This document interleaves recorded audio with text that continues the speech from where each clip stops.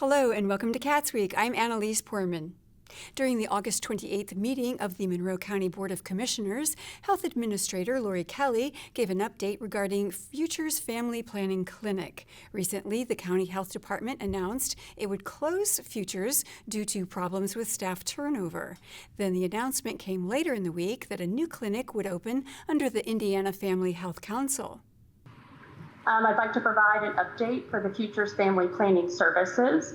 These are being transferred to the Indiana Family Health Council, who can be reached at 317-363-8613.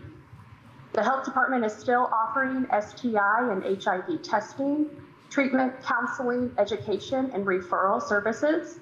You can call 812-349-2829 for more information on those services. Next, the commissioners provided a rundown on their site selection for a new jail. Right now, the commissioners have their sites set on the North Park property. Commissioner Julie Thomas said nothing is official at this point. Obviously, a site has not been selected yet for the justice facility, and the review of the site has not yet been completed, so we hope to have that information soon to share with the public and with our county colleagues. Commissioner Penny Githens urged the County Council to pass an increase in local income tax for the purpose of constructing a new jail. We've been hearing from a lot of constituents that the issue of the jail and the Justice Department should have been addressed, 15 years ago. None of us were in office as commissioners at that time. But right now, I feel like what's important is that the county council take on the task of passing a jail tax so that we can move forward. The location, passing the tax is not dependent upon the location, and the sooner we can get that jail tax passed, the quicker we can move forward. If we have to wait 10 months or a year additional to bond, we know that this is going to cost millions more to the county taxpayers, and I think that's irresponsible. But so I would just like to ask the county council to move forward on this. Then the commissioners heard an agreement with the consulting firm DLZ to survey the North Park property as a potential jail site. The amount for the contract would be $74,000. Commissioners Administrator Angela Purdy said the county would need to have the property surveyed before pursuing North Park as a location for the new jail. As you have indicated, there has not been any decisions actually made on the purchase of property. However, this is a necessary component of if we should need to purchase the North Park property, we have to have an accurate survey. So this is providing that information to the county, and in no way affects our continued look at Vernal Pike, but it does also ensure that we are not losing time by looking elsewhere. So the commissioners approved the agreement with DLZ unanimously. The Monroe County Council met on August 27th. Council member Trent Deckard said the item on the agenda with the most public interest is the tax increase for the new jail.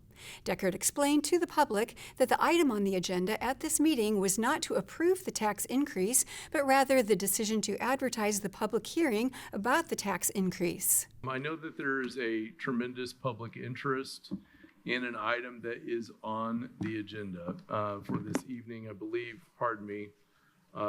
item number 9, a discussion about a possible recommendation on modifying correctional local tax rates. Because of the nature of that item, where it would be the council making a decision about a recommendation that would go as advertisement to the public to then render public comment, public input, that item does not have public comment on it this evening. That item, if it should pass from this council, and I think Molly Turner King will explain this more, if it should pass this council and go to a public hearing, it will have, I would imagine, the opportunity for robust public comment. The council discussed advertising the proposed tax rate to raise revenue for the new jail.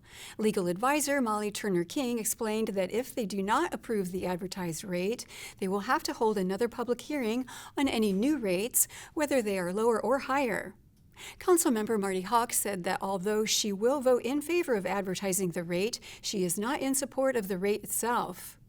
Whether or not I would say go ahead and advertise does not mean that I'm going to say, yes, I'm going to vote for this when it comes down to it, because until we get some questions answered, it will be hard for me to support this. We've not decided as yet how many beds we're going to have, or where the location is going to be, or if we're actually going to try to co-locate.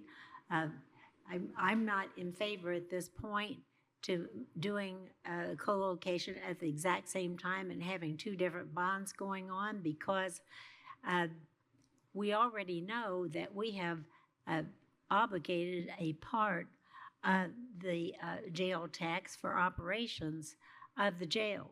We've already put that in place, and there's already additionals being added on for this coming budget that would add more onto that.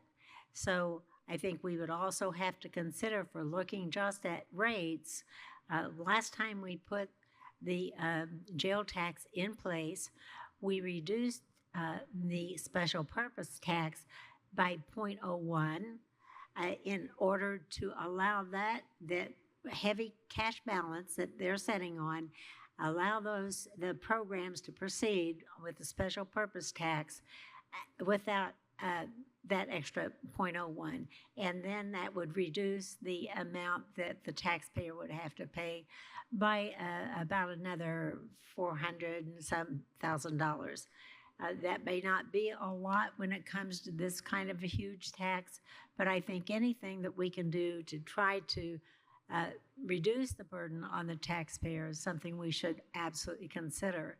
So I think we would also have to advertise that reduction at the same time if you're going to advertise an increase in one and reduction of the other, so it would happen all at the same time, so it would give the taxpayer some relief. Since this wasn't a part of what I thought we were going to be voting on tonight. Councilmember Kate Wiltz said that she's cautious to impose more taxes on citizens who are not above the median income, and she said she would feel more comfortable with a lower rate. And things that keep coming up for me are the impact that this has on those in our community who are not necessarily, above the median. And we have a lot of that in our community. We have a lot of people who are struggling to make ends meet, and imposing a new tax, especially one where we max out what we can do, it hurts my heart. And so I'm very uncomfortable with it. And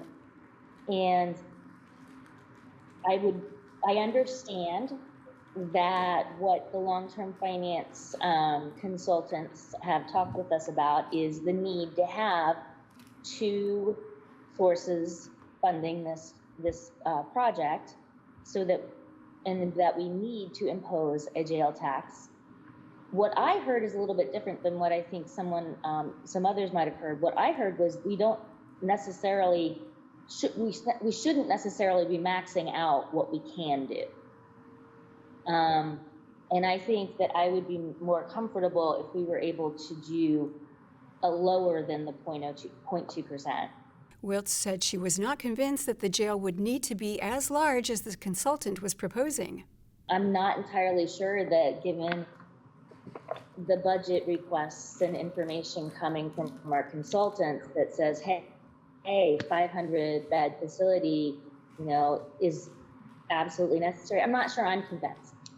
I see a lot of wiggle room around bed count and around the property. That's a whole other issue too. Anyway, I don't think that I'm comfortable with the 0.2%, I guess is what I'm mostly saying. And it sounds like whether or not folks are comfortable with whatever numbers, I'm not the only person who's feeling like we don't have all the information that we would like to have for a variety of reasons. That's right. And I guess I would hearken back to the JFAC recommendations that we were just discussing, and the fact that one of those recommendations calls for someone from county council or appointed by county council being at the table with some of the decision making around these factors, so that council can remain informed and feel comfortable that when we do impose a tax, it's going to be funding a project that reflects what we think our community wants and needs. That's all I have right now. Councilmember Jennifer Crossley said that she will vote in support of the advertisement because she wants to hear from the public during public comment. Because we all continue to say that we want to continue to hear public comment. And I really think that's how democracy works. Folks need to come in and be able to say what they want to say and say what they need to say to us, because this is their money. I will vote in favor of this because I want to hear from public personally what they feel. I've spent my times last night responding to emails personally.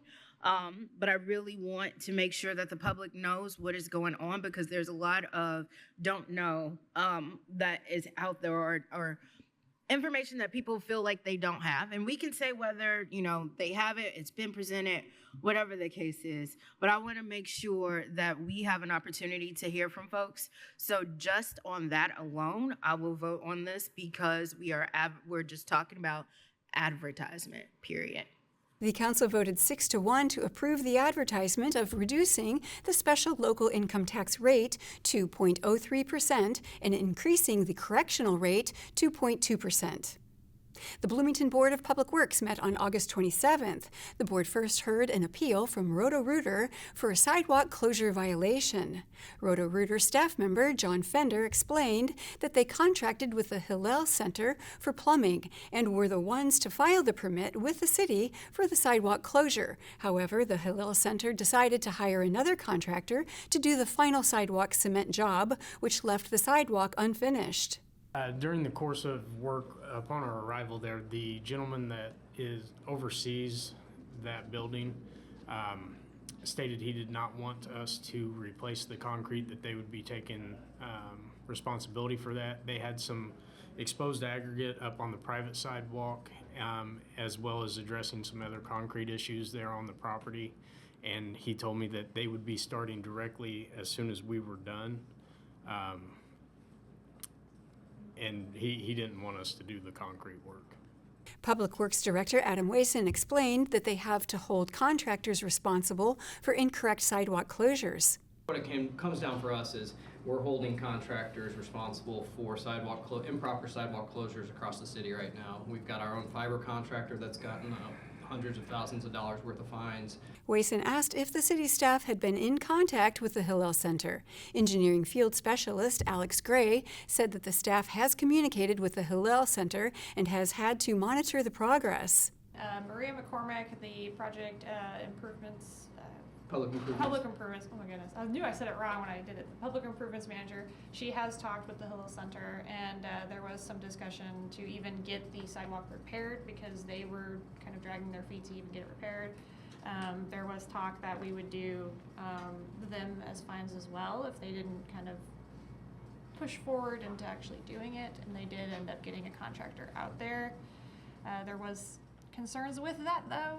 We had to kind of monitor them a little bit more because they tried to use bagged concrete mix, which we don't allow. Mm-hmm. The board voted to table the appeal to allow more time to speak with the Hillel Center about the issue.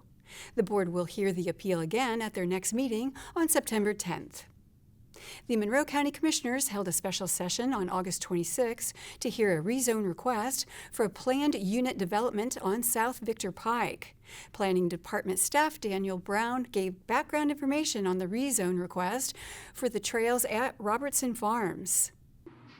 So the purpose of this is to establish a planned unit development at 4691 South Victor Pike. The petitioner is requesting a planned unit development to be established at this location in order to develop a series of residential structures. Should this petition be approved, the petitioner will be proposing to subdivide the property into 136 residential lots containing single-family residences, single-family paired homes, in other words, duplexes, and single-family attached dwellings, in other words, triplexes and townhomes that will each be situated on their own lot with a shared wall. The development also includes 2 ingress-egress points along South Victor Pike, one connection to the Clear Creek Trail, and one connection to the Bloomington Rail Trail. So approval of this outline plan amendments will amend the zoning map and allow for a mix of single-family residential types, some currently not permitted by right in the current zoning ordinance. The next step, if approved, would be for the petitioner to file a major subdivision application that will need to be approved by the Plan Commission. It is worth noting the petitioner has obtained capacity letters for utilities, including one for sewer. Brown shared the number of people who submitted a remonstrance notice that they were in opposition to the rezone. Staff has received remonstrance from 312 unique individuals. 308 had their remonstrance included in the Plan Commission staff report for the meeting that was heard on June 18th. Said staff report lists 309, but it was found that one individual was accidentally counted twice. 290 pieces of remonstrance were delivered via signed postcards, seen as the example on the right. These postcards were scanned as PDFs and then emailed to staff. It was noted during the work session there was a question of whether we had seen the actual postcards. Guy Loftman came in with the postcards and showed them to me, so I can say that I have seen them. Several individuals also delivered multiple items of remonstrance and therefore were not considered unique remonstrators, such as sending an email and then signing one of the postcards or simply sending multiple emails. These are the percentages rounded to the nearest hundredth. 98.10% of the remonstrators sent in a postcard, 8.33% sent in a formal unique letter, and 2.56% sent in both. Of the 312 individuals, 51 had their address within a quarter mile of the petition site. The commissioners voted 3-0 to deny the rezone request. The Ellettsville Town Council met on Monday, August 26, and discussed the Ellettsville Plan Commission's proposed Unified Development Ordinance. The proposed plan included in-depth regulation on all forms of signage in the town. Town manager Mike Farmer says that he's worried that all the advertising signs throughout the town could negatively impact Ellettsville's atmosphere. As we put the trails in and the parks and green up everything we can, one of my goals is for people to be able to go downtown, go to places that are new and built right, and enjoy them without the harshness of advertisement. My goal is for people to relax when they go downtown. There's nothing relaxing about that. Community member Krista Curtis added that she thinks there should be more specification on which zones certain signs belong in. She agreed with Farmer that there should be a relaxing atmosphere, but the council should consider making different rules for different zoning areas. So instead of all or nothing in all zones, can we think about what we want in each area and as traffic moves through our community? Because I do think it does come back to, what do you want us to be known for? The council decided to strike pole signs, roof signs, and inflatable signs from the UDO's prohibited sign list. They approved the proposed UDO and intend to work with the Plan Commission to make new ordinances specialized to different zones. At the August 26 meeting of the Utilities Service Board, the board voted to approve the appointment of Catherine Zager as the Utilities Director. Zager had been working as the interim Utilities Director after Vic Kelson was let go during the new mayoral administration appointment changes. The appointment of Zager comes after the Utility Department recently had to issue a water boil advisory. Board member Kirk White asked for an update on the boil advisory and what they can do moving forward to ensure utility customers are properly informed. He asked Zager to update them about, quote, the good, the bad, and what we can do better, end quote. This would be a good opportunity to get an update on the preventive boil order and how all that unfolded, and what we've done in terms of after action reviews to figure out, okay, this was good, this was bad, this could have gone better, and how can we improve in the future? Because I don't know, people have been around longer than I have. I can't remember the last time we had one of these for the whole system. So that's big. Yeah. The other problem with it was, I talked to a lot of people who didn't even know it. And then they were upset because I put myself and my family at risk, and I didn't even know that there was this problem. There's a lot of symptoms to that because we don't have a lot of the media we used to have. And, but we can fix that, and I saw that you've got some communication. You know, we can fix that with us having a subscription to a all user customer, because we're collecting cell phone numbers anyway. So you load those in. There's a lot of great software providers that would allow us to do that. But I guess today would be a good time for us to get where the updates are, the good, the bad, and what we can do to do better. Absolutely. Because there's still a lot, you know, it's over with, and we dodged a bullet, as Megan said, we were lucky. But there was some luck there, because this could have been a lot worse. Yeah. And for it to be that system-wide, I think we could have done better, particularly in communications. But so what's the latest? Board President Megan Parmenter shared that she got her information from the Monroe County Alert System and encouraged members of the public to sign up for it. I got the alert because I'm signed up for the county notifications, so I'd encourage all of our customers who may be listening, please sign up for the Monroe County alerts. I also get one when there's inclement weather around, and so it's nice that, you know, I'll get other alerts from them as well. It's not just utilities, but for this case, if you weren't notified, this would be the way that you could be if there happened to be another time. So, but I didn't get anything from the CBU, like an email or anything. That was my only notice. So I'm glad that we've got this system coming soon, hopefully to, so we're ready if there's another time that we need to notify our customers. The Utilities Service Board will meet again on September 9th. And that is all for CATSweek. Thank you for joining us. For CATS and WFHB, I'm Annalise Poorman.